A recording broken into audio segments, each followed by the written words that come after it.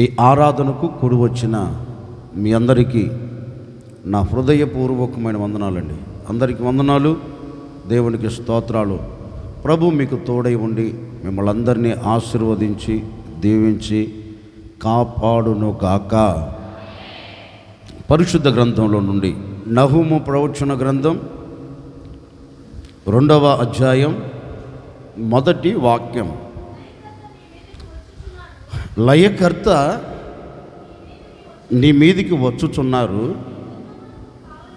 నీ దుర్గములకు కావలి కాయుము, మార్గములో కావలి కాయుము, మీ నడుము బిగించుకొని బహుబలముగా ఎదురించుము. ఇక తలెత్తున్నాను చూడండి, నేను మీతో చెప్తాను. ఈ ప్రవచన గ్రంథంలో దేవుడు ప్రవచనాత్మకముగా లిఖించిన ఒక విలువైన మాట అనొచ్చు, లేకపోతే ఒక హెచ్చరికతో కూడిన మాట అనొచ్చు, లేకపోతే మనము జాగ్రత్త పడే మాట అనొచ్చండి. ఈ ప్రవచన గ్రంథంలో ప్రవచనాత్మకముగా ఈ నహూము గ్రంథకర్త దేవుడిచ్చిన ఆ మాటను ఈ గ్రంథంలో పొందుపరుస్తూ ఆ దేశ ప్రజలందరికీ ఈ ప్రవక్త చెప్తున్నారండి. ఆ దేశ ప్రజలందరితో ఈ దైవ సేవకుడు మాట్లాడుతూ ఉన్నాడు. సర్వ సమాజమా, లయకర్త మీ మీదికి బయలుదేరి వస్తున్నాడు గనుక ఈ లయకర్త మీ దేశమును పాడు చేయకుండా, మీ దేశమును నాశనము చేయకుండా మీరు ఏం చేయాలి అంటే, మీ నడుము బిగించి ఈ లయకర్తను ఎదురించాలి, ఈ లయకర్తతో మీరు పోరాడాలి అని ఆ ప్రజలతో ఈ దైవ సేవకుడు చెప్పాడు. ఈ ఆరాధనలో నేను మీతో చెప్పాలి అనుకున్న మాట ఏంటంటే, ప్రభు 2వ రాకడ కొరకు ఎదురు చూస్తున్న ఒక సంఘానికి కానివ్వండి, ఒక వ్యక్తిగత జీవితానికి కానివ్వండి, ఒక కుటుంబానికి కానివ్వండి, ఒక కుటుంబ పక్షమున మనం ఆలోచించిన, వ్యక్తిగత జీవిత పక్షమున మనం ఆలోచించిన, లేకపోతే సంఘ పక్షమున మనం ఆలోచించిన, ఈ ముగ్గురికి, కుటుంబానికి, సంఘానికి, వ్యక్తిగత జీవితానికి వర్తిస్తున్న మాట ఏంటంటే, లయకర్త బయలుదేరి వచ్చాడు, వస్తున్నాడు కాదు, ఆల్రెడీ ల్యాండ్ అయిపోయాడు. ఎక్కడ? ఈ భూమి మీద అడుగు పెట్టే ఉన్నాడు. ఇప్పుడు దేవుడు మనతో చెప్తున్న మాట ఏంటంటే, దిగిన లయకర్త చేతిలో మీరు పతనమైపోకుండా, ఈ లయకర్త నీ కుటుంబాన్ని నాశనము చేయకుండా, ఈ లయకర్త నీ వ్యక్తిగత జీవితమును నాశనము చేయకుండా, ఈ లయకర్త క్రొత్త నిబంధన సంఘమును పాడు చేయకుండా, ఈ రోజున ఒక విశ్వాసి అనే దానికంటే ప్రభు రాకడ కొరకు సిద్ధపరచబడుతున్న వ్యక్తి గ్రహించవలసినది ఏంటి అంటే, నేను లయకర్త చేతిలో లయము కాకుండా నన్ను నేను కాపాడుకునేదానికి ఇప్పుడు లయకర్తను నేనేం చేయాలి ఏంటండి? ఎదురించాలి. ఈ లయకర్తతో నేనేమవ్వాలి? పోరాడాలి. ఆ రోజు దైవ సేవకుడు వారితో చెప్పాడు. ఈ ఆరాధనలో ఒక సేవకుడికి నేను మీ అందరితో చెప్తున్నాను, వినండి. ఒకవేళ ఈనాటి వరకు లయకర్త చేతిలో పడి నీ ఆత్మ సంబంధమైన జీవితం ప్రభు ఎదుట నిలబడకుండా ఏ లయకర్త దేవునికి నేను దూరం చేస్తూ వచ్చిందో నాకు తెలియదండి. ఏ లయకర్త క్రీస్తు యేసు ఎదుట నిలబడకుండా నిన్ను ఈడ్చుకుంటూ బయటికి వెళుతుందో నాకు తెలియదండి. అంటే పోరాడే శక్తి లేక, లయకర్త నీ జీవితంలో అడుగుపెట్టిన సంగతిని మరిచిపోయి లయకర్తను ఎదిరించే ఆ శక్తి నీవు కోల్పోయి ఇప్పుడు లయకర్త చేతిలో ఎలా ఉన్నావు అంటే కీలు బొమ్మలా ఉన్నావండి. ఈ లయకర్త ఎలా తిప్పితే అలా తిరుగుతున్నావు. మాట చెప్పున, ఈ ఎగ్జిబిషన్ అవి పెట్టినప్పుడు బొమ్మలు అమ్ముతారు తెలుసా? ఇట్టన్నానండి ఇట్టన్నానండి, తెలుసా తెలియదా? తెలుసు కదా. అక్కడ బొమ్మలు అమ్ముతారు. ఆ బొమ్మకు ఏముంటుంది ఏంటి? ఎప్పుడు కొండ ఆ బొమ్మకు కీ ఉంటుంది. ఆ కీ తిప్పి వదిలేసామనుకో ఏమంటుంది? మనం ఎంత ఆగమన్నా ఏం మాట్లాడండి ఆగుద్దా? ఏమవుతుంది? దాని ఇష్టం ఎట్టు పడితే అట తిరుగుతుంది. ఎందుకని? దాని కీ ఇచ్చి సైతానుగాడు కూడా అంతేనండి. ఈ రోజున ఆత్మ సంబంధమైన జీవితం నుంచి పడిపోయేదానికి ప్రబలమైన కారణం ఏంటంటే వాడు నీ హృదయంలో సింహాసనం వేసుకొని కూర్చోడు, కీచి వదిలిపెడతాడు అంతే. ఇంకా కీ ఇచ్చారంటే ఇక వాడి చేతిలో ఉన్నంత వరకు నీవు తిరుగుతూనే ఉండాలి.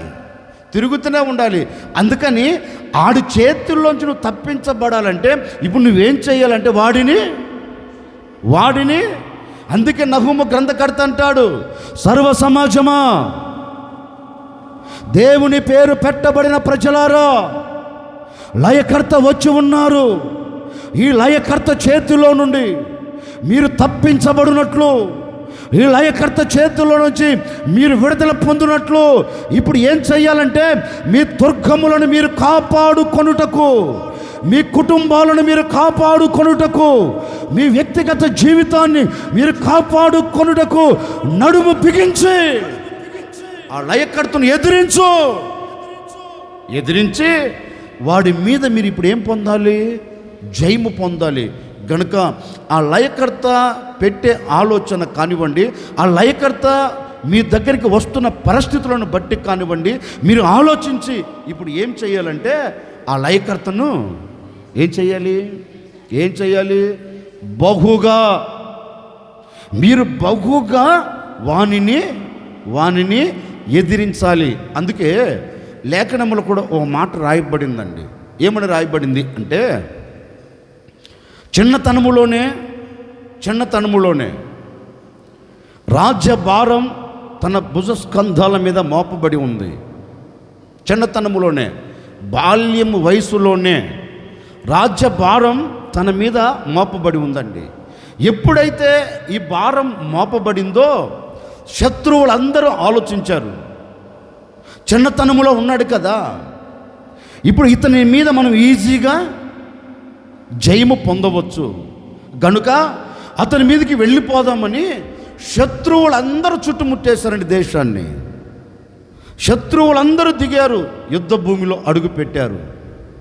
లేఖనంలో రాయబడిన మాట ఏంటంటే, ఇతడు బాలుడై ఉన్నందువలన శత్రువులను ఎదిరించే శక్తి లేక,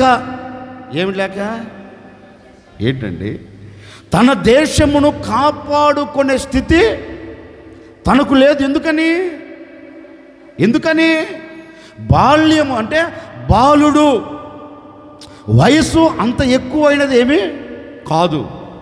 యుద్ధము చేయుటకు వయసు తగినది కాదు. వయసు చిన్నదైపోయినందువలన ఎదిరించే ధైర్యం లేకుండా పోయిందంటండి అతనికి కాదులే. ఇప్పుడు మన వైపు మాట్లాడుకుందాం. మనము సాతాను మన ఎదుట నిలబడి మనతో యుద్ధము చేయుటకు పూనుకుంటే మనం సాతానుతో యుద్ధము చేయుటకు తెగించగలుగుతామా? అడుగు ముందుకు వేయగలుగుతామా? వేయలేక వాడి చేతులు నలపబడుతాం. అందుకే పౌలు అంటారు కదండి, ఎవరితో? కొరింథీ సంఘముతో అంటారు, కొరింథీ సంఘమా, నేను మీకు ఆహారము పెట్టదలిచా, ఒక శ్రేష్టమైన ఆహారం మీకు ఇవ్వదలిచా, కానీ ఆ ఆహారము తినే స్థితిలో మీరు లేరు. ఆహారము పెట్టాలని ఆశ అయితే నాకు ఉంది. ఈ ఆహారము పెడితే మీకు బలము కలుగుతుందని నాకు తెలుసు. కానీ ఈ ఆహారము పెడితే మీరు ఎక్కడ కన్నీరు కారుస్తారో, ఎక్కడ మీరు దూరం అవుతారన్న భయంతో ఇప్పుడు నేనేం చేస్తున్నానంటే, అన్నము పెట్టవలసిన నేను మీకేం పెడుతున్నాను? పాలు పోస్తున్నాను. అన్నముతో పెంచవలసిన నేను మీకెందుకు పాలు పోస్తున్నా అంటే, ఇంకా పసిబిడ్డ వల్ల మీరు ఉన్నారు, పసిబిడ్డల వల్ల మీరు నడిపించబడుతున్నారు. ఇప్పుడు నేను ఈ మాట మీకు ఎందుకు గుర్తు చేశానంటే, ఆ సంఘస్థులు ఇప్పుడు సాతానుతో ఎదిరించేదానికి శక్తి ఏమైనా ఉందా? ఏంటండి వారితో అంటే లేరు అన్నారు, మరి మీ సంగతి ఏంటి? దేవుడు మిమ్మల్ని పాలతో పెంచుతున్నాడా, లేకపోతే శ్రేష్టమైన ఆహారంతో పెంచుతున్నాడా? ఒకవేళ ఇప్పటి వరకు లయకర్తను ఎదిరించే ఆ శక్తి లేక ఈనాటి వరకు మీరు సన్నగిల్లిపోయారేమో నాకు తెలియదండి. ఈ రోజు నుంచి శత్రువులను, ఏ శత్రువులను? నిన్ను లయము చేస్తున్న ఆ శత్రువులను ఎదిరించే శక్తి నా ప్రభు ఈ రోజున మీ చేతులకు అప్పగించబోతూ ఉన్నారు. శత్రువుల మీద జయము పొందగలిగిన శక్తితో నా దేవుడు మిమ్మల్ని అందరినీ నింపబోతూ ఉన్నారు. శత్రువులను ఎదిరించగలిగిన శక్తితో నా దేవుడు ఒక్కొక్కరిని నింపబోతూ ఉన్నారు. ఇక లయకర్త చేతిలో నుండి, లయము చేస్తున్న శత్రువుల చేతిలో నుంచి మీరు తప్పించబడినట్లుగాను నా ప్రభువు మిమ్మల్ని శ్రేష్టమైన ఆహారముతో మిమ్మల్ని పెంచునుగాక. హల్లెలూయా.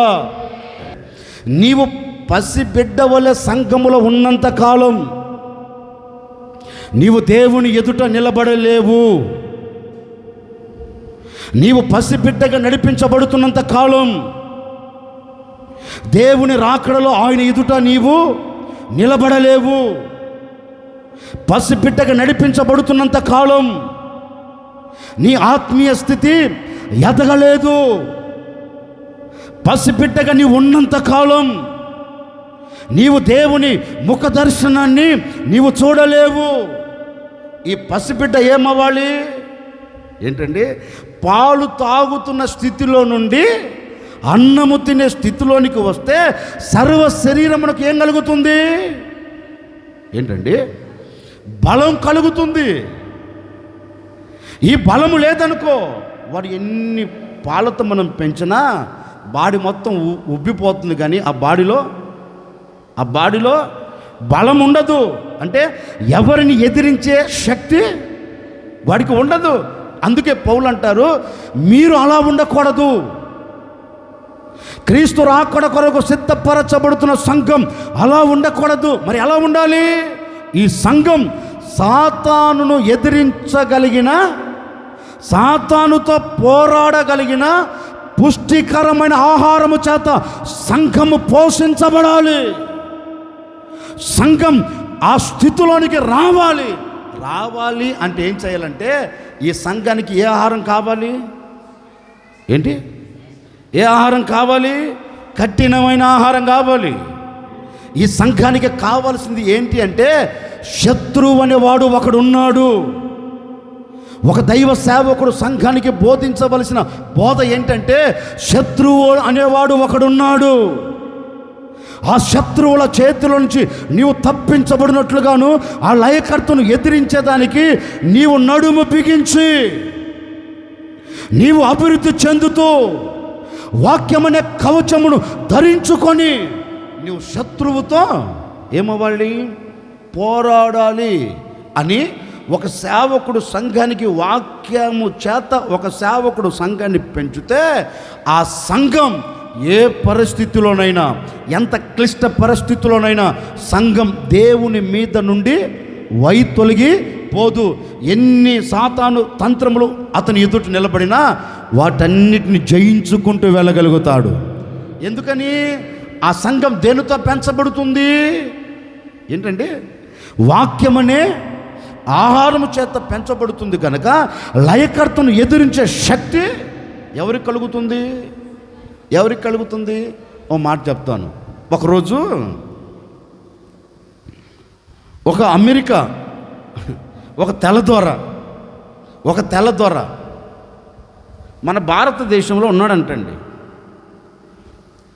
మరలా ఈ దేశాన్ని విడిచి ఆయన దేశానికి వెళ్ళిపోవాలి. ఆ తెల్లదొర ఏం చేశాడంటే బాగా ఆలోచించాడు.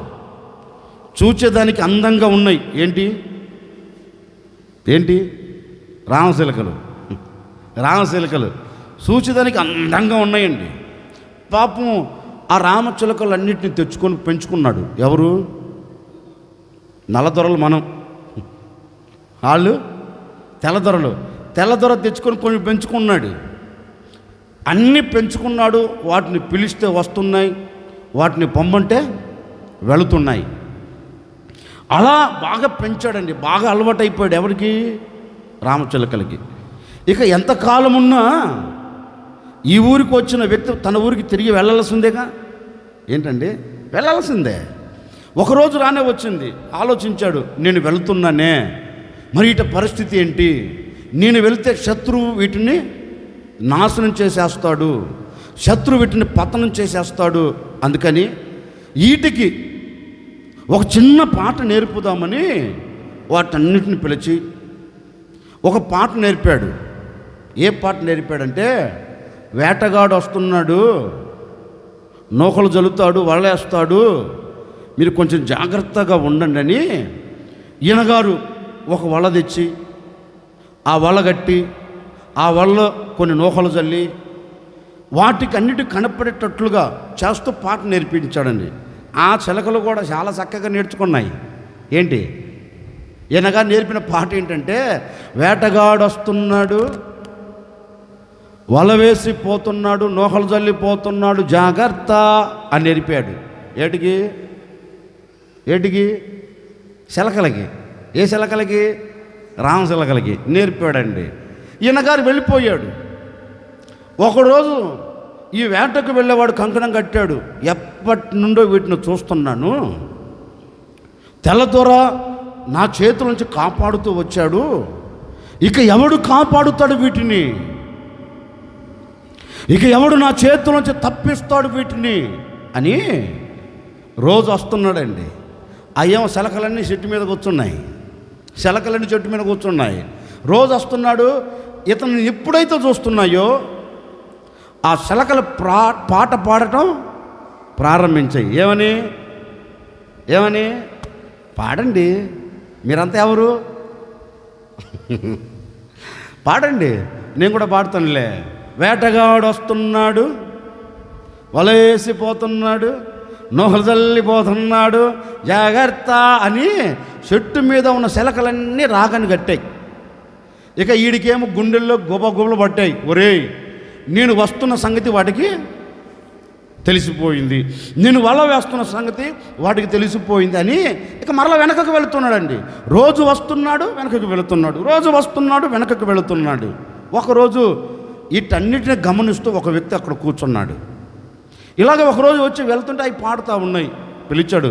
ఏంట్రా రోజు వస్తున్నావు వెళుతున్నావు అంటే, ఏం లేదండి, ఆ చిలకలు పట్టుకోవాలనుకున్నాను, ఆ చిలకల దగ్గరికి వెళ్ళి నేను పట్టుకోవాలని వల వేస్తుంటే నన్ను చూచి పాట పాడుతున్నాయి, నేను పట్టుకున్న సంగతి వాటికి తెలిసిపోయింది అని అన్నాడు.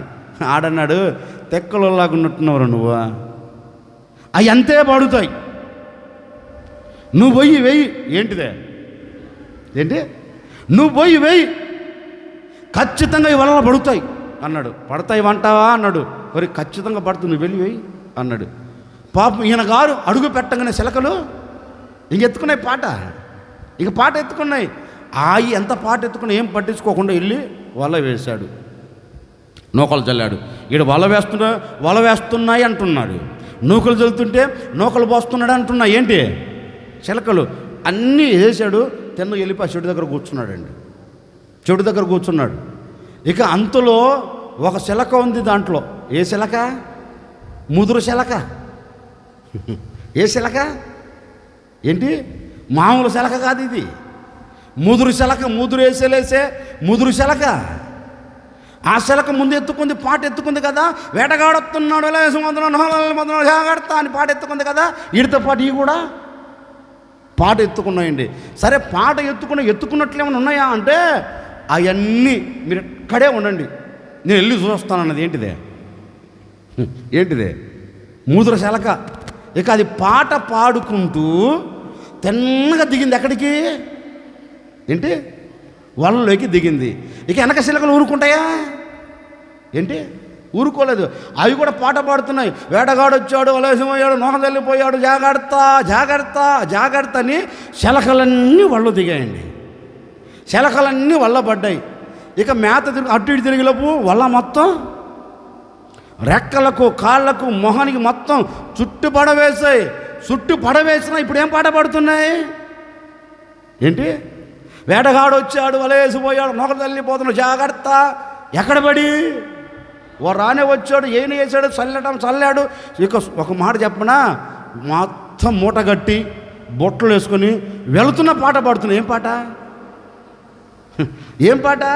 వేటగాడు వచ్చాడు, వలేసిపోయాడు, నోకలు తెలిపాడు. ఇప్పుడు నేను ఈ మాట మీకు ఎందుకు చెప్పానంటే, యజమానుడు ఆ చిలకలకు నేర్పించాడా లేదా? ఏంటండి? ఏం నేర్పించాడు? రాబోతున్న కాలం ఒక ఆపద కలుగుతుంది మీకు. రాబోతున్న కాలంలో మీరు ఆపదను ఎదుర్కోబోతున్నారు. ఆ ఆపదలో చిక్కుపడకుండా, ఆపద మీ మీద పడకుండా నేను మీకు ఒక మార్గాన్ని చూపెడుతున్నాను. ఈ మార్గంలో మీరు నిలబడితే ఆపద మధ్యలో నుంచి తప్పించబడతారని. వాటిని పెంచిన ఆసామి, వాటిని పెంచిన చెప్పండి యజమానుడు ఎంత వాటికి నేర్పిస్తే నేర్పించిన దాన్ని పట్టుకున్నారు కానీ పాటించారా? ఏం మాట్లాడండి. పాటించకుండా ఎక్కడ చిక్కుపడ్డారు ఏంటి? లయకర్త చేతిలో ఇప్పుడు చెక్కబడి, అయ్యో విడిపించేవాడు లేడా? ఇక చెక్కబడిన తర్వాత ఎక్కడ విడుదల కలుగుతుంది? ఇక బంధించబడిన తర్వాత ఎక్కడ విడుదల కలుగుతుంది? పట్టబడకమునిపే, చెక్కబడకమునిపే యజమానుడు వాటికి చక్కగా నేర్పిస్తే నేర్పించినవన్నీ దాంట్లో పడిపోయి ఇప్పుడు ప్రాణ అపాయం మీదకి తెచ్చుకున్నాయండి.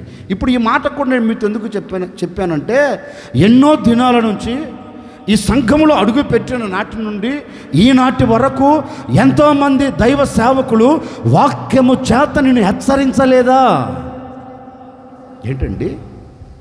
ఎన్నో సందర్భాలలో వాక్యం నీ హృదయంలోనికి వచ్చి నీ హృదయాన్ని గొచ్చలేదా? రాబోతున్న కాలం ఆపద కలుగుతున్న కాలం, రాబోతున్న కాలం చాలా కఠినమైన కాలం, రాబోతున్న కాలం సాతానుకు సంబంధించిన కాలం. ఆ కాలంలో మీరు చెక్కబడి శ్రమ దినాలలో నలపబడకుండా, ఆ శ్రమ దినాలలో మీరు నిలబడకుండా మీరు తప్పించబడినట్లు ఈ మార్గాన్ని మీరు నడవండి అని ఎంతమంది దైవ సేవకులు మీకు బోధించలేదంటారు? కానీ విన్నామా ఏంటండి? విన్నామా? వినక మనం ఏం చేసామంటే ఒకే ఒక పాట పాడాం. ఏం పాట? ఏం పాట? నేను రక్షణ పొందాను, నేను విశ్వాసిగా ఉన్నాను, ఇక నాకంటే వీరుడు ఎవడు, విక్రమార్కుడు ఎవడో కూర్చున్నావు, నాకు ఇంత సీనియారిటీ ఉంది, నాకు ఇంత అనుభవం ఉంది అని ఆవరణంలో కూర్చొని ఏదో రావాలి వెళ్ళాలి అన్నట్లుగా వచ్చి వెళుతున్నావు. ఇదొక పాట నేర్చుకున్నావు. ఈ పాట పాడుతున్నంత కాలం నీవు లయకర్త చేతిలో పడిపోయావన్న సంగతిని గ్రహించు. ఈ పాట పాడుతున్నంత కాలం నీవు లయకర్తల చేతిలో చిక్కుబడిపోయి నలపబడుతూ దేవునికి దూరమైపోతున్న సంగతి నీవు గ్రహించు. అందుకే ఈ ఆరాధనలో ఒక సేవకుడిగా చెబుతున్నాను, గడిచిన దినాలు ఎలా సాగి వెళ్ళావు, గడిచిన దినాలు ఎలా ముగించుకుంటూ వచ్చావు, గడిచిన దినాలు నీ బ్రతుకు ఎలా ఊగిసలాడుతుందో, గడిచిన దినాలు ఏ లయకర్త నేను అలుముకొని అట్లాగే గొప్పగా కూల్చి పడవేశాడు నాకు తెలియదండి. ఓ సేవకుడిగా మనసారా నిండు మనసుతో నేను కోరుకుంటూ మిమ్మల్ని ఆశీర్వదిస్తూ ఉన్నాను. ఈ 2024 ఫిబ్రవరి ఈ 11వ తేదీ నుండి మీరు లయకర్తను ఎదిరించే శక్తి, లయకర్త మీద పోరాడే బలం నా దేవుడు ఒక్కొక్కరికి దయచేయబోతూ ఉన్నారు, ఒక్కొక్కరికి అనుగ్రహించబోతూ ఉన్నాడు.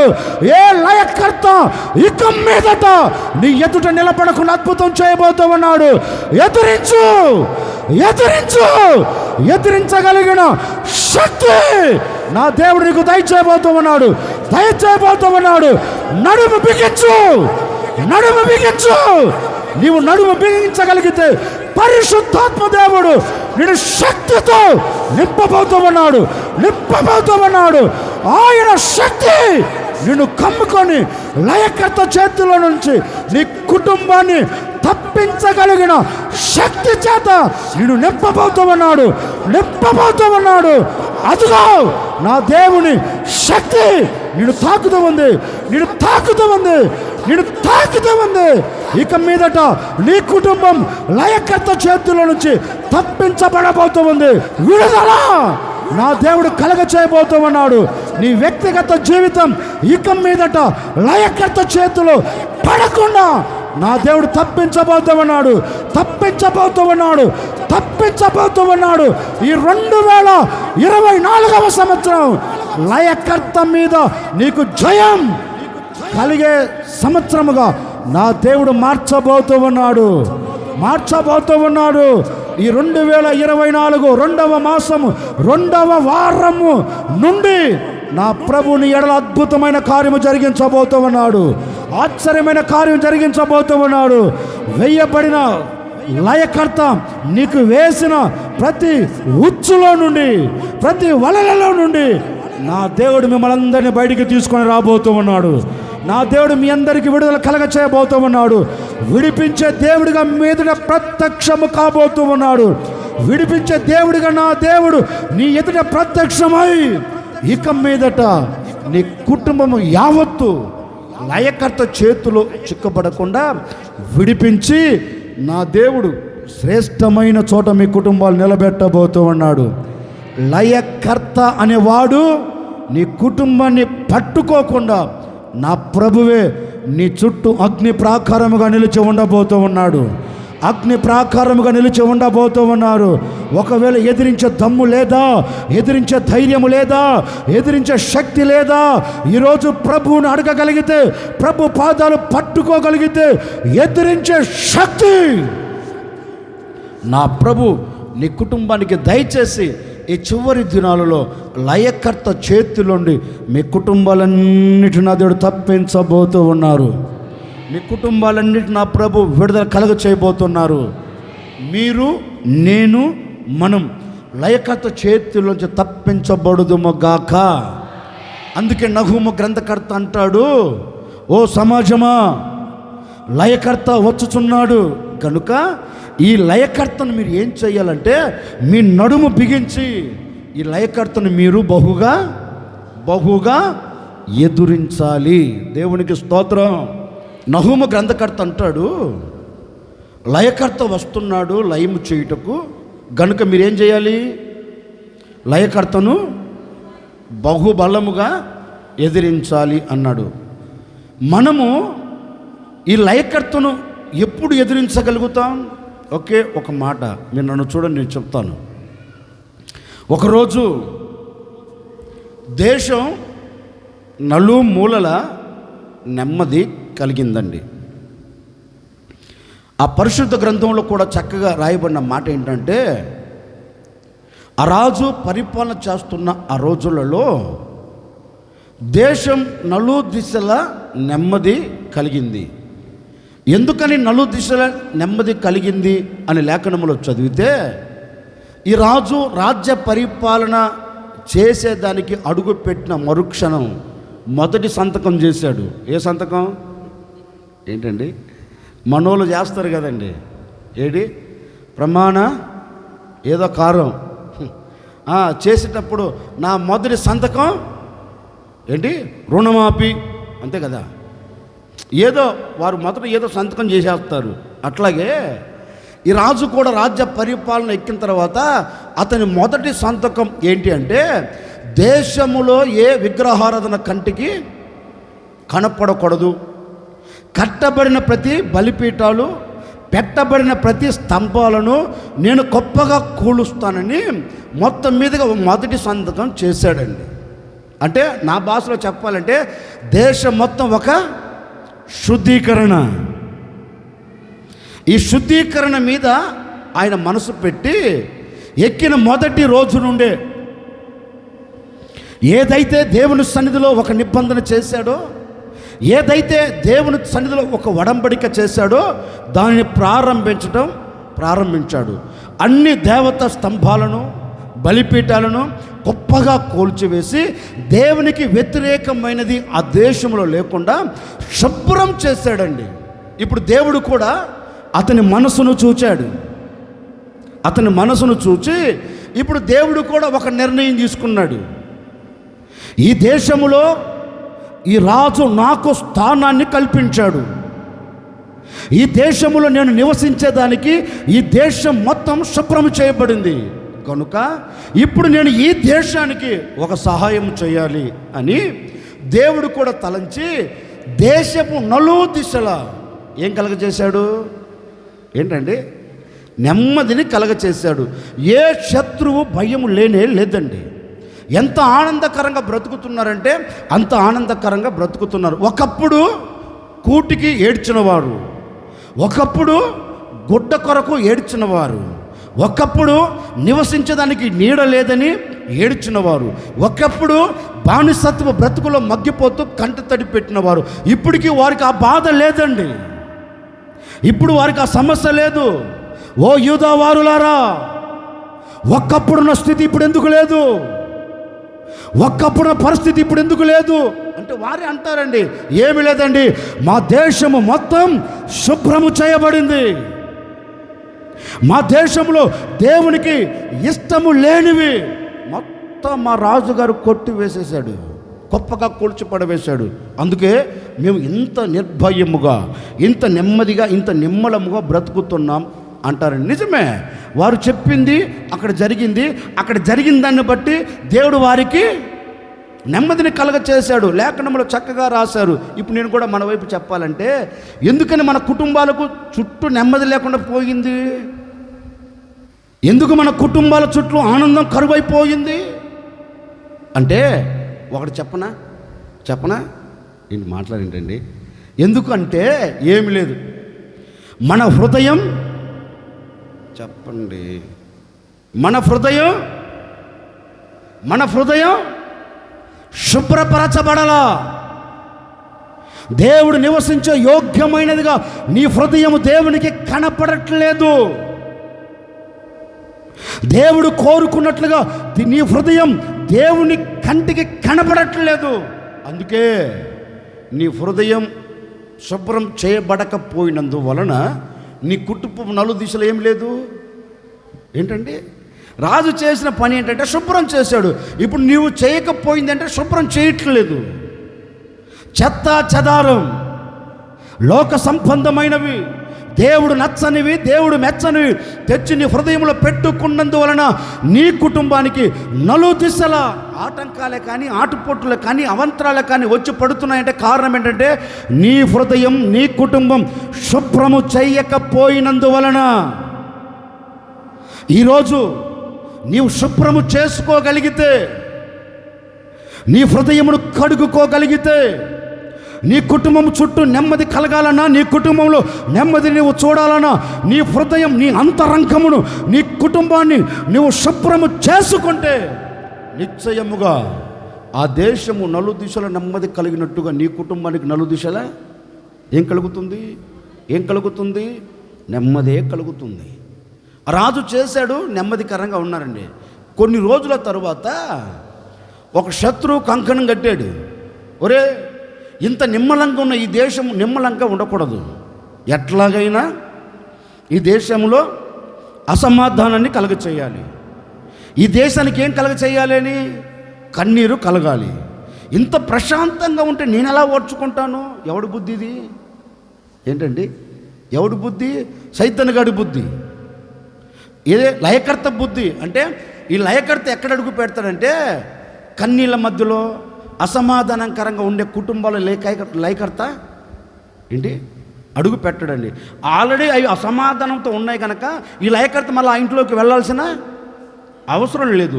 ఎక్కడికి వెళ్తాడు వీడు? ఏ కుటుంబం బాగుందా, ఏ కుటుంబం సంతోషకరంగా ఉందా, ఏ కుటుంబం ఆనందకరంగా ఉందా, ఈ ఆనందాన్ని నేను ఎలా చెరపాలి, ఈ ఆనందాన్ని ఎలా ఈ కుటుంబానికి దూరం చేయాలి, ఎలా ఈ ఇంటికి చుచ్చు పెట్టాలి అని లయకర్త కంకణము కట్టుకొని వాడు చేసే పని అది. ఏ పని ఊరంతా తిరుగుతాడు. ఒక మాట చెప్పనా ఒకడట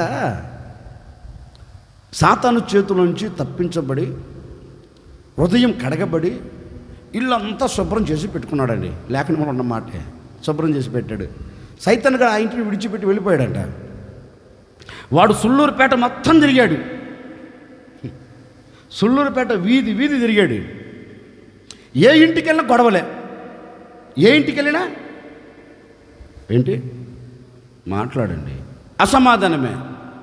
మళ్ళా అనుకున్నాడంట, నేను ఒకసారి వదిలిపెట్టి వచ్చాను కదా, ఆ ఇంటికి వెళ్దాం అనుకున్నాడంట. వెళ్ళి చూస్తే వాక్యం అంటుంది, ఇండ్లు ఊడ్చి అమర్చి ఎంత ప్రశాంతమైన వాతావరణం నా ఇంట్లో. ఇక కంకణం కట్టుకున్నాడు. ఈ ఇంట్లో ఇంత ప్రశాంతత కలగ చేస్తే ఎట్లా, ఈ ఇంట్లో ఇంత నిమ్మలంగా నెమ్మదిగా ఉంటే ఎట్లా అని ఈ సొప్పనాథోడు, ఎందుకంటే ఈ లైన్ చేసి ఈ డ్యూటీ అంతా ఏంటి, పాడు చేయాలి కదా. తిన్నగా వెళ్ళి నా ఒక్కని వాళ్ళైతే తొందరగా ఈ ఇల్లు పాడవదు అని ఇంకొక 7 మందిని తెచ్చాడంట. పోయి మొత్తం వీడితో కలిపి ఎంతమంది, 8 మందిలో పోయారంట. మొదటి స్థితి కంటే ఇప్పుడు ఆ ఇంటి పరిస్థితి ఏమైపోయింది, మరి ఘోరమైపోయిందంటండి. అంటే ఈ లయకర్త చేసే డ్యూటీ అంతా ఏంటంటే, ఏ ఇండ్లు పచ్చగా ఉండనివ్వడు, ఏ ఇళ్ళు ఆనందకరంగా ఉండనివ్వడు, ఎట్లాగైనా పతనం చేయాలి అని కంకణం కట్టుకొని పాడు చేస్తాడని ఈ దేశాన్ని కూడా చూశాడు. అయ్యో ఒకప్పుడు ఉన్న పరిస్థితి మళ్ళీ ఈ దేశానికి కలగాలనుకొని చిన్నగా యుద్ధం చేయటకు పూనుకున్నాడు శత్రువు. ఈ మాట ఈ దేశ ప్రజలందరూ విన్నారండి. విన్న తర్వాత వీరి మనసు ఆగిద్దా ఏంటండి, ఇప్పటి వరకు ఎవడు లేయలేదు, ఇప్పుడు ఎవడో లేచాడు, ఏందా మన పరిస్థితి అని కలవరం. ఎక్కడా నిమ్మలముగా ఉన్న దేశం, సమాధానముతో నిలిచిపోయిన దేశం ఇప్పుడు మొత్తం కలవరముతో నింపబడిపోయింది. రాజు, ఓ ఆసా రాజు, ఇప్పుడు ఏంటి మన దేశ పరిస్థితి? ఇప్పటి వరకు నిమ్మలముగా ఉన్నాము అనుకున్నాం, ఇప్పుడు మన దేశం అంతా కన్నీలమయమైపోయిందయ్యా. మన దేశమంతా కన్నీలమయమైపోయి కన్నీరు కార్చడానికి సిద్ధముగా ఉంది. ఏంది మన పరిస్థితి అని రాజు దగ్గరికి సమూహం వచ్చి గుండెలు బాదుకుంటే రాజు ఒకటే అన్నాడు, ఒరే పిచ్చోళ్ళలాగా ఉన్నట్టున్నారు కదరా స్వామి, మీరు దేనికి కంగారు పడుతున్నారు, దేనికి అధైర్యపరచబడుతున్నారు? మన ఎదుట నిలబడి రంకెలేస్తున్న శత్రువును చూచా? అవునయ్యా, వాణ్ణి మనం ఎక్కడ ఎదిరించగలం? ఎదిరించే శక్తి మనకు లేదు, పోరాడే బలం మనకు లేదు. కనుక మా హృదయంలో అసమాధానం చోటు చేసుకుందయ్యా. ఏంటంటే అప్పటి వరకు ఎలా ఉంది దేశం ఏంటి? ఇప్పుడు సైతాన్ గాడు ఏం చేశాడు, లయకర్త ఏం చేశాడు, దానిని కోల్పోయేటట్లుగా అడుగు వేశాడండి. మనం ఇంకా పరిశుద్ధ గ్రంథంలో చదివితేనండి ఏబును గురించి అలాగా రాయబడింది. ఏబును గురించి ఊజు దేశములో ఏబు ఎవరు ఏంటి, యథార్థవంతుడు, నమ్మకస్తుడు, దేవుని అందరి భయము భక్తి కలిగిన వాడు. ఊజు దేశంలో అలాంటి వాడే లేడట. ఆ వ్యక్తి నెమ్మదిగా పిల్లలతో భార్య సమూహంతో నిమ్మలంగా ఉన్నాడు. సైతాను కన్ను ఎవరి మీద పడింది ఏంటండి? నాకు వచ్చిన ఒక డౌట్, ఊజు దేశంలో ఎంతమంది లేరు? ఏదో మార్తక్కో, మరియక్కో, సులోచనక్కో, సుబ్బక్కో, ఇంకొక పడవచ్చు కదా. పడ్డా ఎవరి మీద? సమాధానకరంగా ఉన్న కుటుంబం మీద కన్ను పెట్టి ఏం చేశాడు? ఇంటిని గందరగోళం చేసేసాడండి. సమాధానకరంగా ఉన్న కుటుంబం ఇప్పుడు ఏమైపోయింది? అసమాధానం. ఈ డ్యూటీ అంతా అదే. ఇప్పుడు యూదా ప్రజల జీవితంలో కూడా అదే చేశాడు. ఇప్పుడు ఈ ఆసారాజు ఏం చేశాడు తెలుసండి? ఏం కంగారు పడాలా, తిన్నగా ప్రజలతో చెప్పాడు, మీరేం కంగారు పడవద్దు, తిన్నగా మనం దేవుని సన్నిధిలోనికి వెళదాం, దేవుని పాదాలు పట్టుకుందాం. మనకైతే ఎదిరించే శక్తి లేదు, మనకైతే అతనితో పోరాడే బలం లేదు, కనుక దేవుని దగ్గరికి వెళ్ళిపోదాం. నాకు వచ్చిన ఒక డౌట్ ఏంటంటే, బైబిల్లో రాయబడిన మాట ఏంటో తెలుసండి, ఈ రాజుగారట ప్రాకారాలు కట్టాడు, డాళ్ళు చేయించాడు, ఈటలు చేయించాడు, యుద్ధానికి సంబంధించిన ప్రతి వస్తువును సమకూర్చి పెట్టాడు. దానితో పాటు ఈ దేశములో వీటను విసరగలిగిన వారు, యుద్ధము చేయుటకు నైపుణ్యత కలిగిన వారు, పరాక్రమ శూరులు చాలామంది ఉన్నారంటండి సైన్యం. మరి వీరిని పెట్టుకొని వెళ్ళి యుద్ధము చేయొచ్చు కదా, చేశాడా? ఏం మాట్లాడేంటండి? యుద్ధము చేయుటకు అన్ని వసతులు ఉన్నాయి, అడుగు ముందుకు వేస్తే జయము పొందగలిగిన శక్తి ఉంది, సైన్యములో అంతటి శక్తిమంతులు ఉన్నారు. కానీ వెళ్ళాడా? వెళ్ళలా. ఏంటి ఆశ?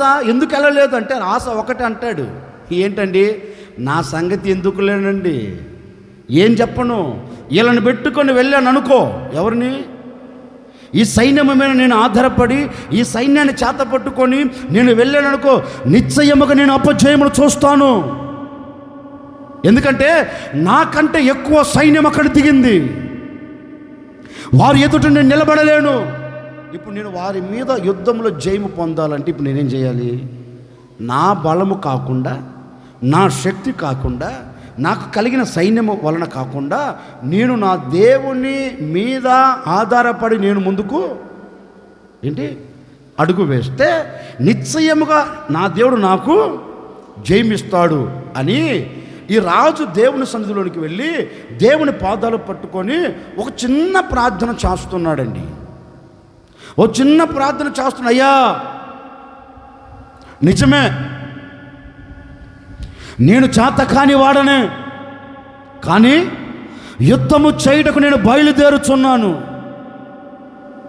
యుద్ధము చేయుటకు నేను అడుగు వేయబోతున్నాను, శత్రువుని ఎదిరించుటకు నేను అడుగు వేయబోతూ ఉన్నాను. నువ్వు చేయవలసిన సహాయం ఒక్కటే, ఈ యుద్ధములో నీవు నాకు తోడుగా ఉండి ఈ శత్రువులందరినీ నేను ఎదిరించగలిగిన శక్తిని నాకిచ్చి ఈ శత్రువులందరినీ నీవు నా చేతులకు అప్పగిస్తే చాలయ్యా అని దేవుని సన్నిధిలో ప్రార్థన చేస్తుంటానండి. ఆకాశమందున దేవుడు ఇతని ప్రార్థన విని ఒకటే అంటున్నాడు, ఆశా, ఓ ఆశా, నీ ఎదుట నిలబడిన శత్రువు చూచి నువ్వు అధైర్యపడవలసిన అక్కర్లేదు. ఎందుకో తెలుసా? నీవు దేని నిమిత్తమైతే నా పాదాలు పట్టుకొని నీవు మరపెడుతున్నావు, దేని నిమిత్తమైతే నీవు కన్నీరు కార్చి నన్ను గోజారుతున్నావో, ఈ విషయములో నీ మనవిని, నీ ప్రార్థనను నేను విన్నాను కనుక నీతో చెప్తున్నాను, నీవు వెళ్ళు, వారిని ఎదిరించుటకు నేను నిన్ను బలముతో నింపబోతూ ఉన్నాను, శక్తితో నింపబోతూ ఉన్నాను. వారిని నీవు ఎదిరించి వారిని అందరినీ చేతులకు నేను అప్పగించబోతూ ఉన్నాను, వారి మీద నీవు జయమును చూడబోతూ ఉన్నావు. ఆ శత్రువులందరూ నీ చేతులకు అప్పగించబోతూ ఉన్నాను, ఆ శత్రువులందరూ నీ పాదముల క్రింద ఉండబోతున్నారు అని దేవుడు అతనితో చెబితే ఇతడు వెళ్ళి వారిని జయించి తిరిగి మరల తన దేశానికి తిరిగి వస్తున్నాడండి. దినవృత్తాంతాల 2వ గ్రంథం 14వ అధ్యాయం 11వ వాక్యాన్ని చదువుతారు. ఆసా తన దేవుడైన యెహోవాను, యెహోవా ఈ విస్తారమైన సైన్యము చేతిలో నేను ఓడిపోకుండా నీవు బలము లేని వారికి సహాయము చేసే దేవుడవు కదా, నీకన్నా ఎవరున్నారు? మా దేవా యెహోవా మాకు సహాయము చేయుము, నిన్నే నమ్ముకొని ఉన్నాను, నీ నామమును బట్టి నేను ఈ శత్రువులను ఎదిరించుటకు నేను బయలుదేరుచున్నాను. యెహోవా నీవే మా దేవుడవు,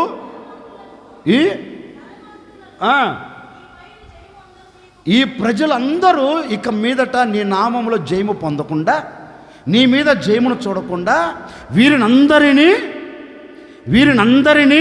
నా చేతికి అప్పగించు అని ప్రార్థన చేశాడండి. ఇక తలెత్తున్నాడు చూడండి, నేను చెప్తాను. మీరు ఇంటికి వెళ్ళి ఆ 14వ అధ్యాయం అంతా చదవండి. నేను చెప్పిన సంభవాలు అక్కడ కనపడతాయి. ఇప్పుడు మీరు తలెత్తున్నాడు చూడండి.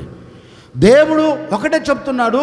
దేవుని సన్నిధిలో ఇతను ప్రార్థన చేస్తే దేవుడు ఒకటే మాట్లాడుతూ ఉన్నాడు, భయపడకు, ఈ శత్రువులను ఎదిరించుటకు నీవు బయలుదేరి వెళుతున్నావు కదా, ఈ శత్రువులందరి మీద నేను నీకేం చేయబోతున్నాను,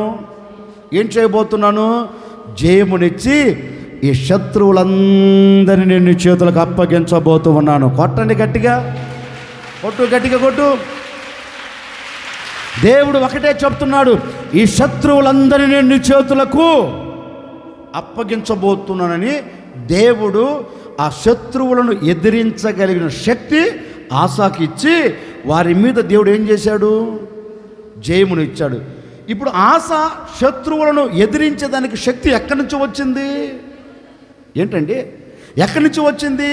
ఎప్పుడు ఇతనికి కలిగింది అంటే లేఖనం అంటుంది, ఎప్పుడైతే దేవుని సన్నిధిలోనికి వెళ్ళి మొరపెట్టాడో ఇతని మొరను వినిన మరుక్షణమే. ఇతడు దేవుని సన్నిధిలోనికి వెళ్ళకపోతే ఎదిరించే శక్తి ఇతనికి లేదు. ఇతడు దేవుని సన్నిధిలోనికి వెళ్ళి తన్ను తాను తగ్గించుకొని దేవుని పాదాలు పట్టుకొని అడిగాడు కనుక దేవుడు ఇతనికి ఏమిచ్చాడు, ఎదిరించగలిగిన శక్తిని ఇచ్చాడు. కనుక ఈ శత్రువులందరి మీద ఏం చూశాడు, మాట్లాడండి, ఏం చూశాడు, జయమును చూశాడు. జయముతో అడుగులు వేశాడు. ఎందుకని అంటే అతడు దేవుని సన్నిధిలోనికి వచ్చి మొరపెట్టాడు కనుక ఇప్పుడు దేవుడు అతనికి శత్రువులను ఎదిరించగలిగిన, లయకర్తను ఎదిరించగలిగిన శక్తిని దేవుడిచ్చి జయమిచ్చాడు.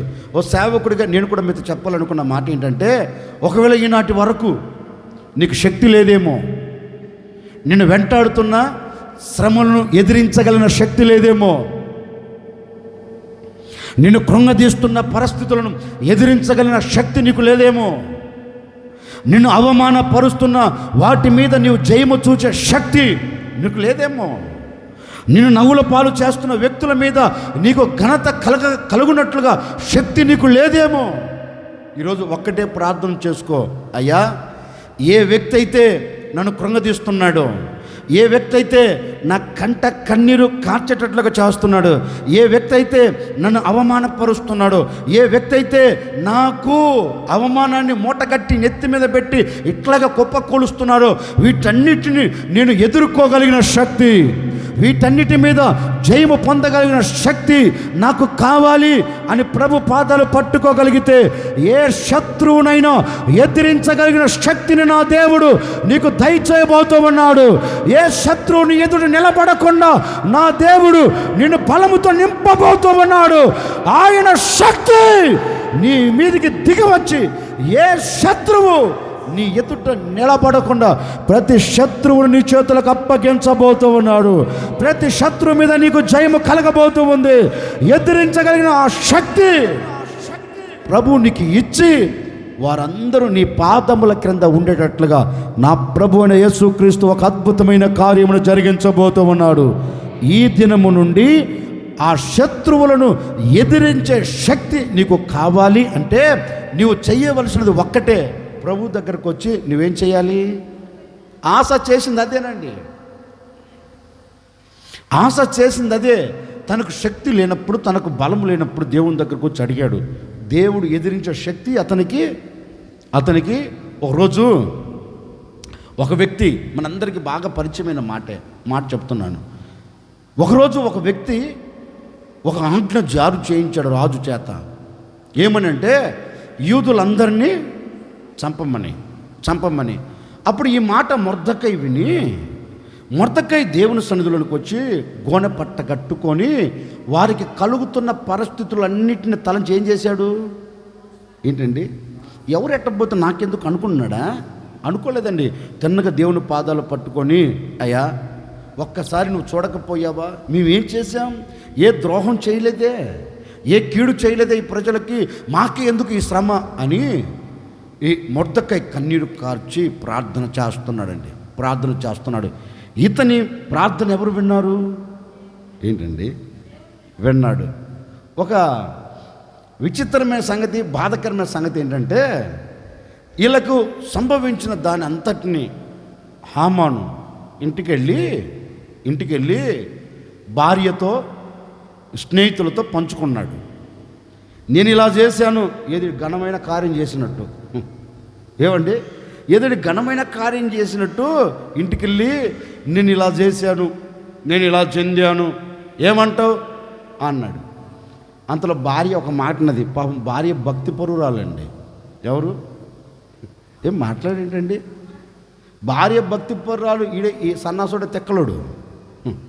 భార్య ఎవరండి, ఏమండి మరొకసారి చెప్పండి అన్నది. ఈ హామాను మళ్ళీ చెప్తున్నాడు, ఏం లేదు, నేను యూదులకు ఇలా చేశాను అంటే ఆ అమ్మ ఒకటే అన్నది. ఒరే తెక్కలలాగా ఉన్నట్టున్నారు నువ్వు పెట్టుకున్నది ఎవడితో? భార్య అన్నదండి.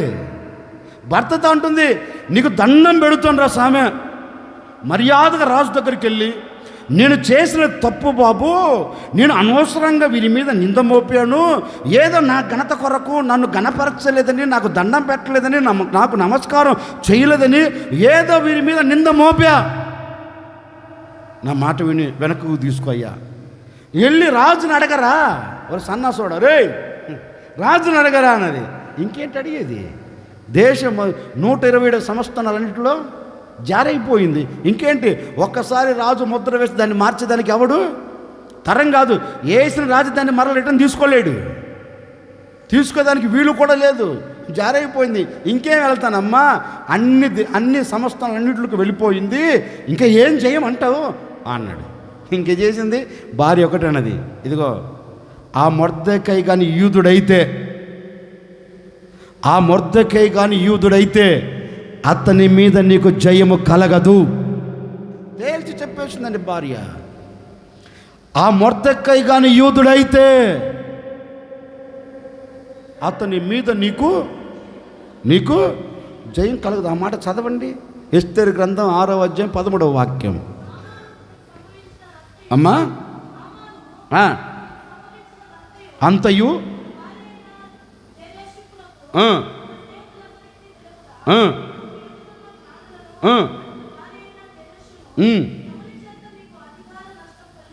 కలుగుచున్నదో ఆ మొర్దెకై యూదుడైతే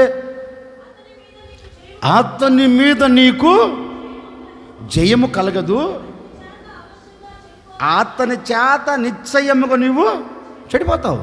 ఇంక తలెత్తిన నీకు చెప్తాను. ఆమెను భార్య చక్కగా అంటుంది, నువ్వు పెట్టుకోక ఎవరితో పెట్టుకున్నా ఏంటి? యూదుడు అనేదానికంటే మొరపెట్టే వ్యక్తితో. నీవు పెట్టుకోక ఎవరితో పెట్టుకున్నావు? ప్రార్థనా వీరునితో. నీవు పెట్టుకోక ఎవరితో పెట్టుకున్నావు? కష్టం కలిగిన, నష్టం కలిగిన, బాధ కలిగిన, కన్నీరు కలిగిన దేవుని సన్నిధిలోనికి వెళ్ళి మొరపెట్టే వ్యక్తితో నువ్వు పెట్టుకున్నావు కనుక నిశ్చయముగా అతని మీద నీకు జయం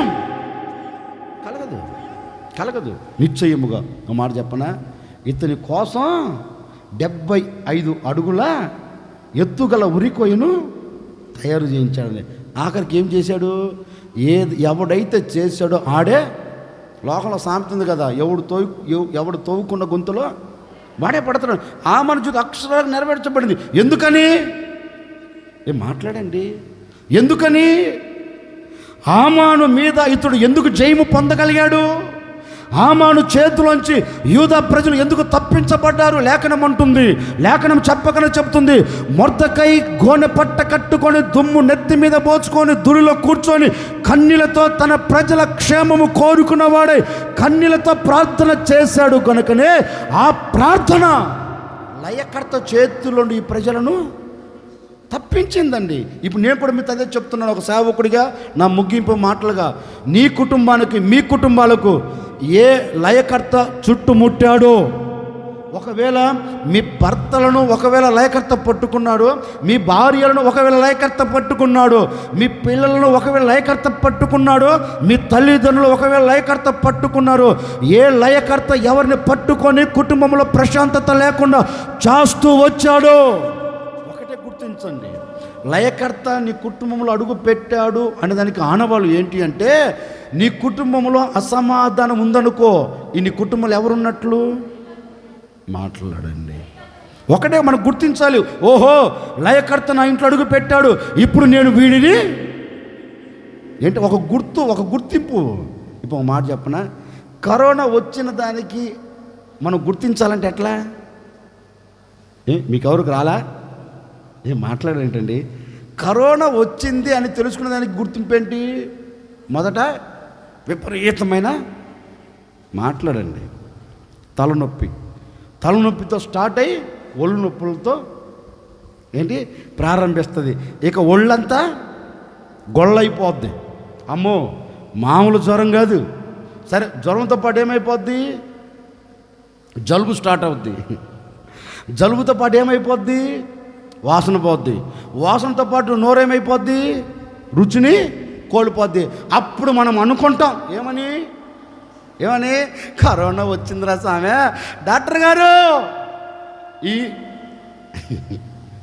మనం వెళ్ళే డాక్టర్ గారితో అదే అంటాం కదా, అయ్యా ఈ చేతులు అనుకోక, అయ్యా నీ కాళ్ళు అనుకోయ్యా, నన్ను బతికించు బాబు, నీ చేతులు పట్టుకుంటా, నీ కాళ్ళు పట్టుకుంటా. ఏమంటాం మనం? ఎందుకని? ఈ కరోనా చేతులోంచి నేను మాట్లాడండి, తప్పించబడాలని కరోనా వచ్చిన దాన్ని గుర్తించి డాక్టర్ దగ్గరికి వెళ్ళి డాక్టర్ పాదాల మీద పడతాం. అవునా కదా? ఒక గుర్తింపు ఏంటి? తలనొప్పి, జ్వరం, ఒళ్ళు నొప్పులు, ముక్కు వాసన పోద్ది, నోటి రుచి కోల్పోద్ది. ఇక మరుక్షణం తలనొప్పి గుర్తిస్తున్నామే. అట్లాగే కరోనాను మనం ఎలా గుర్తిస్తున్నామో, లయకర్త వచ్చాడు అన్న సంగతిని గుర్తించడానికి కారణం ఒకటే, నీ ఇంటిలో అసమాధానం కలుగుతుంది, నీ ఒంటిలో అసమాధానం కలుగుతుంది, నీ హృదయం నెమ్మదిగా ఉండదు. అప్పుడే ఆలోచించాలి, సాతాను నా ఇంటిలో నా ఒంటిలో అడుగు పెట్టాడు, నేను సాతాను స్వాధీనమైపోయాను గనుక ఆ సాతాను చేతిలోంచి నేను విడుదల పొందాలి అని గుర్తించాలా లేదా? గుర్తించి డాక్టర్ గారి పాదాలు పట్టుకున్నట్టు మనం కూడా గుర్తించి ఇప్పుడు ఎవరి పాదాలు పట్టుకోవాలి? ఏంటి? ఇప్పుడు దేవుని పాదాలు పట్టుకోవాలి. వారు చేసిందదే, ఆసారాజు చేసిందదే, మొర్దెకై చేసిందదే. వీరిద్దరూ దేవుని పాదాలు పట్టుకుని ఒక్కటి అడుగుతున్న, బాబు ఈ లయకర్త చేతిలో నుంచి నా దేశమును, ఈ లయకర్త చేతిలో నుంచి ఈ ప్రజలను తప్పించు అని మొరపెడితే వారి మొరను విని వారిని తప్పించాడా లేదా?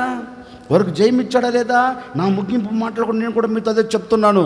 ఏ లయకర్త చేతిలో నీవు చెక్కబడిపోయావో, ఏ లయకర్త చేతిలో నీ కుటుంబం చెక్కబడిపోయిందో, లయకర్త చేతిలో చెక్కబడి జీవితంలో ప్రశాంతతను కోల్పోయిన నా తల్లిదండ్రులారా, లయకర్త చేతిలో చిక్కబడిపోయి అసమాధానానికి గురై కుటుంబంలో ప్రశాంతతను కోల్పోయి ఒకరి మధ్య ఒకరికి ప్రేమ దూరమైపోయి ఒకరి మధ్య ఒకరికి మత్సరము సమీపమైపోయి ఒకవేళ జీవితంలో అన్ని కోల్పోయి నిస్సాయ స్థితిలో కూరుకొని పోయిన విశ్వాసులారా, ఈరోజు నీ మనోనేత్రాలు తెరిచి నువ్వు ప్రభు పాదాలు పట్టుకొని, అయ్యా మరలా నాకు సమాధానం కావాలి, నన్ను తరుముతున్న లయకర్తలోంచి నేను విడుదల పొందాలి, నన్ను వేధిస్తున్న ఈ లయకర్తల చేతిలోంచి నేను తప్పించబడాలి అని ప్రభు పాదాలు పట్టుకొని దేవుని సన్నిధిలో మరపెట్టగలిగితే, ఈ ఆరాధనలో చేరి ఆయన పాదాల మీద పడి నీవు పశ్చాత్తాపపడి కన్నీరు కార్చగలిగితే నిశ్చయముగా నా ప్రభు నీ ఎడల ఒక అద్భుతమైన కార్యము జరిగించబోతూ ఉన్నారు. ఈనాటి వరకు, ఈ క్షణము వరకు నీ కుటుంబాన్ని పట్టుకొని పీడిస్తూ ఉన్న లయకర్త చేతుల్లో నుండి నా దేవుడు మిమ్మల్ని తప్పించబోతూ ఉన్నాడు, విడిపించబోతూ ఉన్నాడు. జయం నీదే, జయం నీదే. ఏ లయకర్త నీ కుటుంబంలో ఉండకుండా నా దేవుడు దూరపరచబోతూ ఉన్నాడు. లయకర్త చేతుల్లో నుంచి నీ కుటుంబం తప్పించబడునుగాక, విడుదల పొందునుగాక, విడుదల కలుగునుగాక. ఇప్పుడు నా దేవుడు కార్యమును ప్రారంభించబోతూ ఉన్నాడు. భయపడకు, ఇక కుటుంబం కట్టబడదు, ఇక కుటుంబం సమాధానంతో నిలబడదు, ఇక కుటుంబం ఐక్యత ఉండదు అని భయపడుతూ ఉన్న సహోదరి సహోదరుడా, భయపడకు. నా దేవుడు ఆ భయములో నుండి, ఆ దిగులులో నుండి, ఆ విచారములో నుండి నా దేవుడు నీకు విడుదల కలగ చేయబోతూ ఉన్నాడు, తప్పించబోతూ ఉన్నాడు. లయకర్త అనేవాడు నీ కుటుంబంలో ఇక ఉండడు. లయకర్త అనేవాడు ఇక నీలో ఉండడు. నా దేవుడు దూరపరచబోతూ ఉన్నాడు, దూరపరచబోతూ ఉన్నాడు, దూరపరచబోతూ ఉన్నాడు. ఇప్పుడే నీవు మొరపెడుతున్నప్పుడే, నీవు ప్రార్థిస్తున్నప్పుడే అద్భుతం అద్భుతం చేయబోతూ ఉన్నాడు, చేయబోతూ ఉన్నాడు, చేయబోతూ ఉన్నాడు. కార్యం జరగబోతూ ఉంది. నా ప్రభు కార్యం నెరవేర్చబోతూ ఉన్నాడు. లయకర్త లయకర్త లయకర్త తొలగిపోతూ ఉన్నాడు, తొలగిపోతూ ఉన్నాడు. అదిగో నా దేవుని హస్తం చాపబోతూ ఉన్నాడు.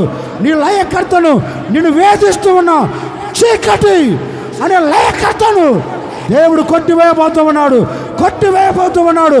తొలగిపోతూ ఉంది, తొలగిపోతూ ఉంది. నీ కుటుంబంలో సమాధానం నిలిచి ఉండబోతూ ఉంది, సమాధానం కలగబోతూ ఉంది. సమాధాన కర్త అయిన దేవుడు నీ కుటుంబంలో నిలిచి ఉండునుగాక, నిలిచి ఉండునుగాక, నిలిచి ఉండునుగాక. భయపడకు. నిన్ను వేధిస్తున్న లయకర్త, నిన్ను కృంగతీస్తూ ఉన్న లయకర్త ఈ దినము నుండి నా ప్రభు కొట్టివేసి లయకర్తను నిర్మూలపరచి ఆ లయకర్త చేతుల్లో నుండి మీ కుటుంబాలన్నిటి నా ప్రభు తప్పించబోతూ ఉన్నారు. మీ కుటుంబాలన్నిటికీ జయమును కలగ చేయబోతూ ఉన్నాడు. విజయోత్సవముతో నీ ఊరేగబోతూ ఉన్నావు. విజయోత్సవం నీకు కలగబోతూ ఉంది. విజయ సూచకమైన శిలను నీవు పాతబోతూ ఉన్నావు. నీ శత్రువులను చేతికి అప్పగించబోతూ ఉన్నాడు. నీ లయకర్త నీ పాదముల కింద ఉంచబోతూ ఉన్నాడు. నీ కుటుంబాన్ని పతనము చేసిన లయకర్త ఇక నీ కుటుంబంలో ఉండకుండా ప్రభు వచ్చేంత వరకు లయకర్త నీ దరిదాపులోనికి రాకుండా నా ప్రభు నీ చుట్టూ అగ్ని ప్రాకారముగా నిలిచి ఉండబోతూ ఉన్నాడు. భయపడకు. నీవు మొరపెట్టావు గనుక నీ కొరకు లయకర్తను హతము చేసేదానికి ఆయన తన సింహాసనం నుంచి బయలుదేరి ఉన్నారు, బయలుదేరి ఉన్నారు. సింహాసనం నుంచి అడుగు మన మధ్యలో పెట్టి ఉన్నారు. ఆయన మనతో అడుగులు వేయబోతూ ఉన్నాడు. ఆయన మన మధ్యలోకి దిగి వచ్చి ఉన్నారు.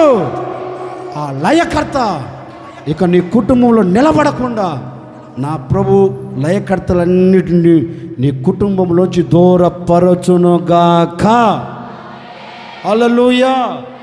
ఈ లయకర్తను ఎదిరించాలి అంటే లేఖనం అంటుందండి, దేవుని సన్నిధిలోనికి వెళ్ళి దేవుని సన్నిధిలో నీవు మొరపెడితే లయకర్తను ఎదిరించగలిగిన శక్తి దేవుడు నీకు ఇస్తాడండి. నా ముగింపు మాటలుగా నేను కూడా కోరుకొని నా మాటలు ముగిస్తున్నాను. ఓ సేవకుడు నిండు మనసుతో నేను కోరుకొని మీతో చెప్తున్నానండి, ఏ లయకర్త ఈ దినము నుండి మీ కుటుంబంలో ఉండకుండా నా దేవుడు కొట్టివేయబోతూ ఉన్నాడు. లయకర్త అనేవాడు నీ ఎదుట నిలబడకుండా దేవుడు చేయబోతూ ఉన్నాడు. లయకర్తను ఎదిరించగలిగిన శక్తి నీవు పొందుకొనేదవుగాక.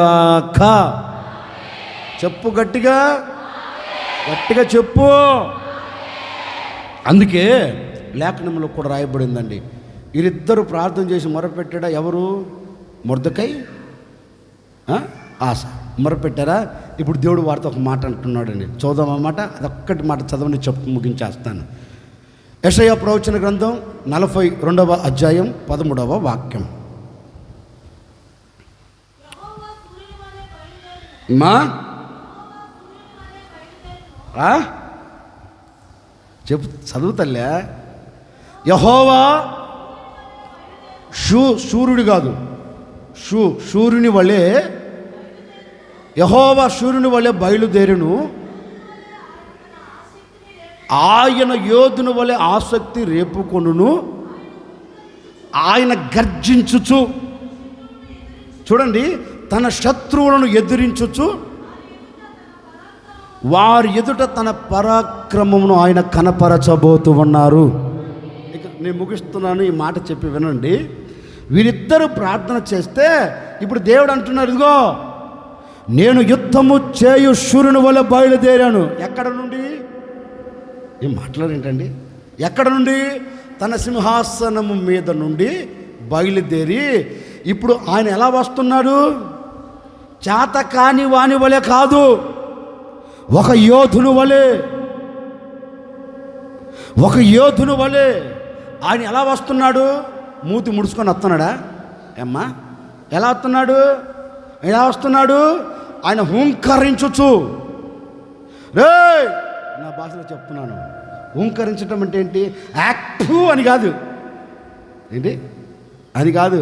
ఆయన హుంకరించుచు అంటే తన శత్రువుల మీద కోపాన్ని చూపెడతారు. ఎవర్రే? నా ప్రజలకు అడ్డుగా నిలబడింది ఎవడు? నా ప్రజలను లయము చేయుటకు ఎవడు నిలబడ్డాడు? రే రారా చూసుకుందాం. ఎవరు అన్నమాట? యేసుక్రీస్తు అంటున్నాడండి. రే ఎవర్రా రండ్రా రండ్రా అని ఆయన సింహాసనం విడిచి సూర్యుని వలె యోధుని వలె హుంకరించుచు ఆయన భూమినికి దిగి వచ్చాడండి. ఎవరితో యుద్ధం చేయుటకు? తన శత్రు. నాకు వచ్చిన ఒక డౌట్ అండి, యేసుక్రీస్తుకు ఎవరైనా శత్రువు ఉన్నారా? ఏ శత్రువు అంటే మనకు ఏ శత్రువు అయితే ఉన్నాడో ఆయనకు వాడే శత్రువు. అర్థమైందా? ఆయనకు శత్రువు అనేవాడు ఎవడు లేడు. మనము ఆయన కుమారులు గనక మనకు ఎవడైనా శత్రువు ఉన్నాడంటే ఆయన వాడికి శత్రువు. ఇప్పుడు ఆ శత్రువులతో అంటారు, నా బిడ్డలకు ఎవర్రా మీరు అడ్డుగా ఉండేది అని హుంకరించుచు తన పరాక్రమను కనపరచడానికి భూమినికి దిగి వచ్చి శత్రువులందరినీ తారుమారు చేస్తాడంటండి. శత్రువులందరినీ తారుమారు చేస్తాడంట. ఇప్పుడు కానీ ఆ దేవాతి దేవుడు తన ప్రజల పక్షం ఉంటే ఇంకెవరికైనా భయం ఉంటుందా? మాట్లాడండి అండి.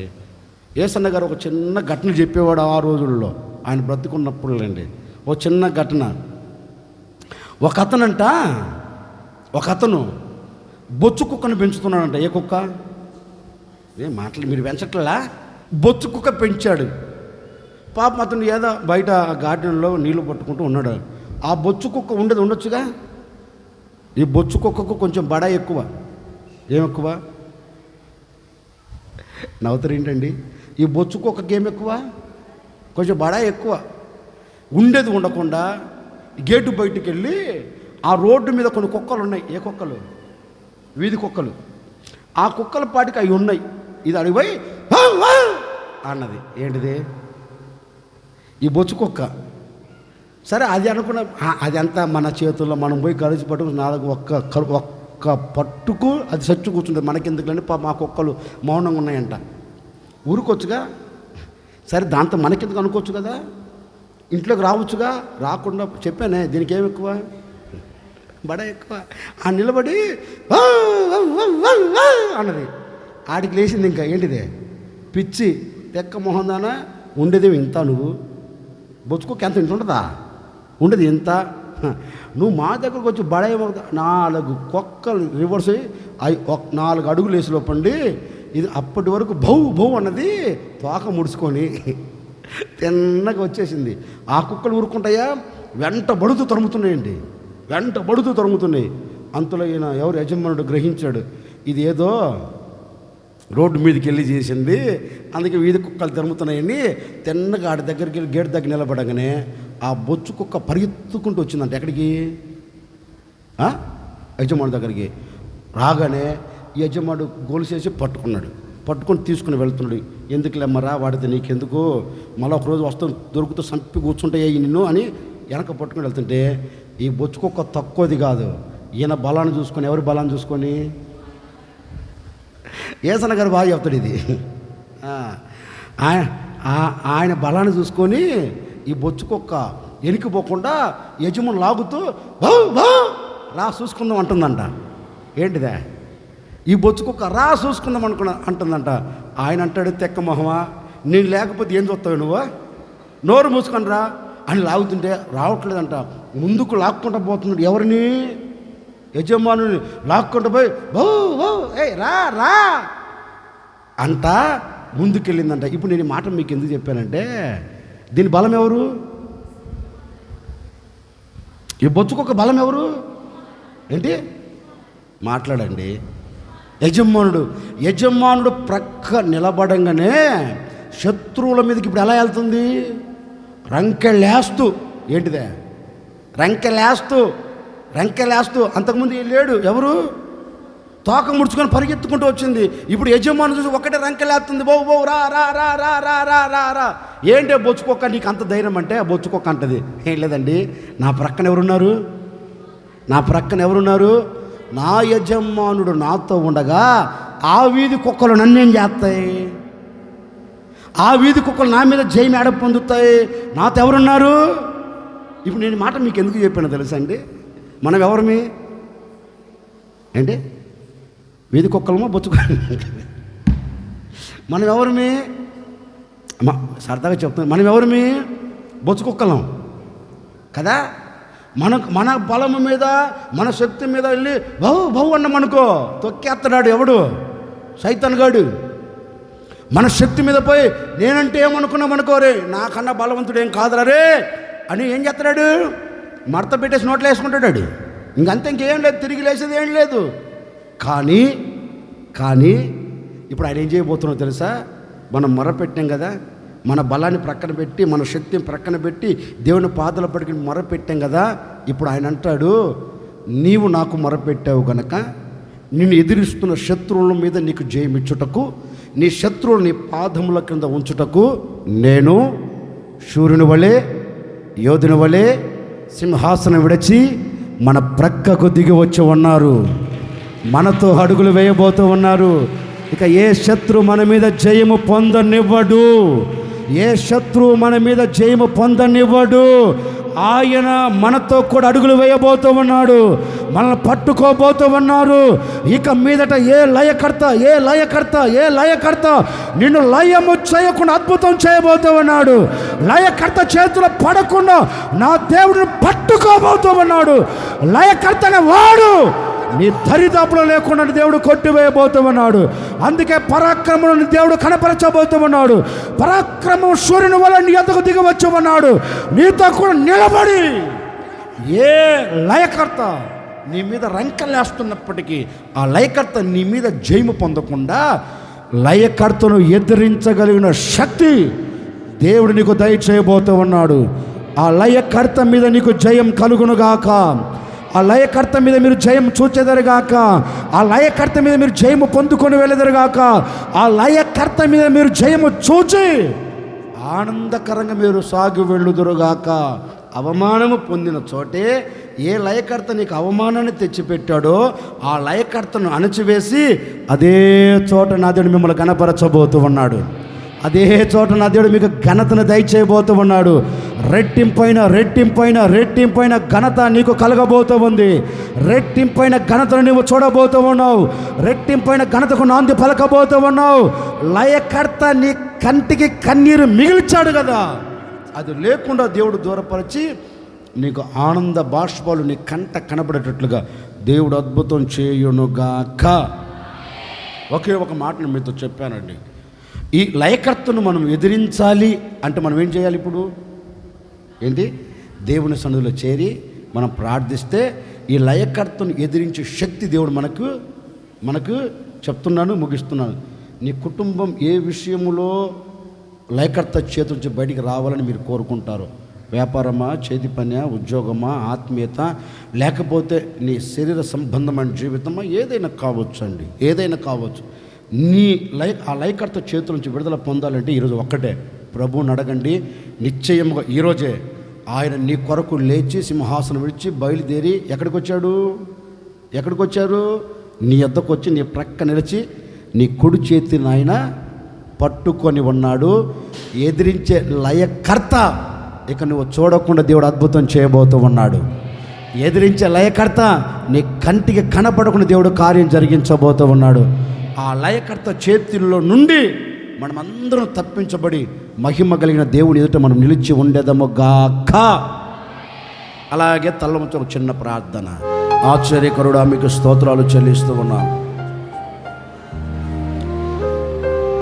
మీరు మాతో మాట్లాడుతూ వచ్చారు. లయకర్త మీ మీదకి వస్తున్నాడు. లయకర్తను మీరు బహుబలముగా ఎదిరించండి అని మీ లేఖనాలు సెలవిచ్చినట్లుగా మేము నీ సన్నిధిలో ప్రార్థిస్తూ ఉన్నాం. ఎప్పటి వరకు లయకర్త మమ్మల్ని తరుముతూ వచ్చాడయ్యా. లయకర్త మమ్మల్ని పతనం చేస్తూ వచ్చాడు. మీ వాక్యానుసారంగా ఈరోజు మా నడుము బిగిస్తూ ఉన్నాం.